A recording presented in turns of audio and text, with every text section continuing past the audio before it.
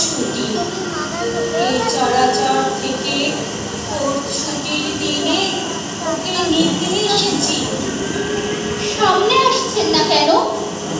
সারা জীবন এই বিশাল মানুষটির সঙ্গে ছায়ার মতো থেকেছি ভাই। অন্তরাল থেকে তাকে ধরিয়ে রাখাই ছিল আমার কর্তব্য।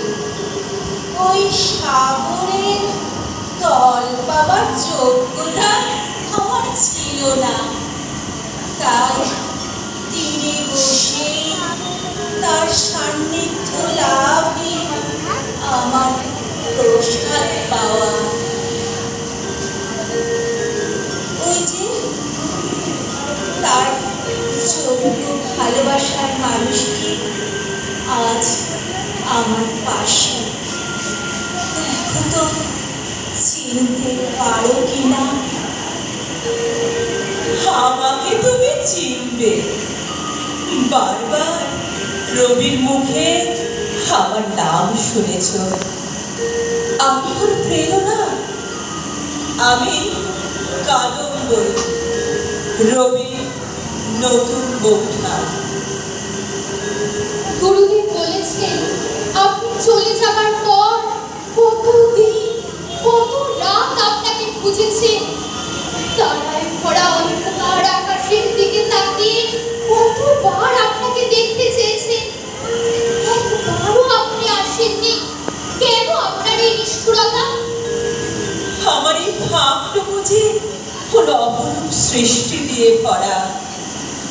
যতদিন কাছে ছিল ও অনেক চেয়েছিল ও অনেক বড় হোক, তাই ওর লেখার তীব্র সমালোচনা করতে।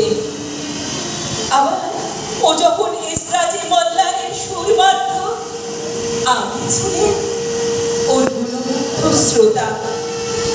রবি গান গাইলে বাগানের মেলে জয়ী সুগন্ধ ছড়িয়ে ফুটে উঠত জানো।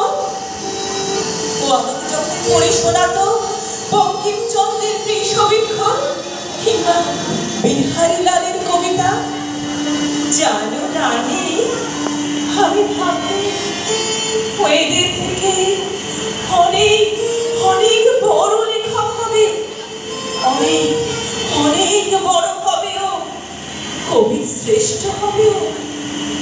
তাহলে আপনি প্রেরণা হয়ে থাকলেন না কেন?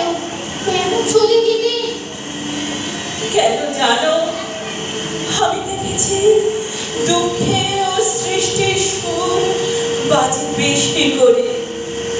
ওর স্ত্রী মৃণালিনীকে হারিয়েছে অসময়ে, হারিয়েছে তিনটি পুত্র কন্যাকে, আরো আরো কত প্রিয়জনকে।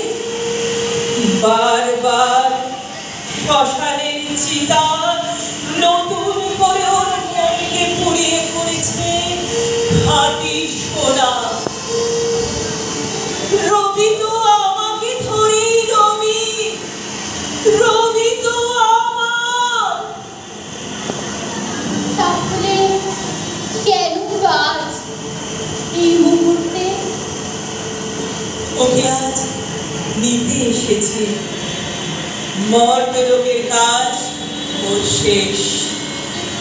এখানে জীবনের স্পন্দন ছড়িয়ে দিয়ে ও এবার ফিরে যাবে ওর আনন্দ লোকে। তুমি বিষণ্ণ করো না, তোমার কাজ শুরু করো এবার। কি করতে হবে আমাকে এখন? রবিকে সাজিয়ে দাও রানী।